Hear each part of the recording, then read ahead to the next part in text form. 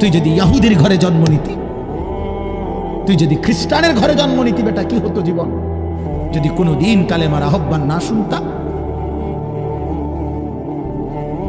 তুমি তো মুসলমানের ঘরে জন্ম নিয়া এভাবে ইমানকে ফেলে দিলা। মুসলমানের ঘরে জন্ম নিয়ে এভাবে নামাজকে প্রত্যাখ্যান করলা। ছি ছি ছি ছি।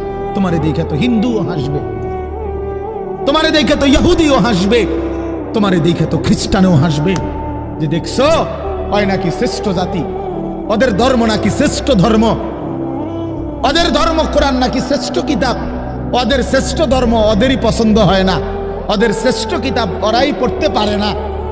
তো এটা কিসের শ্রেষ্ঠ? কথা বলেন না। তাহলে আমি তো আমার ধর্মের অপমান। কথা বলেন না। আমি আমার ধর্মের অপমান না, আমি আমার কোরআনের অপমান। এজন্য তোমরা যারা বেনামাজি ছেলে, তোমরা ধর্মের অপমান।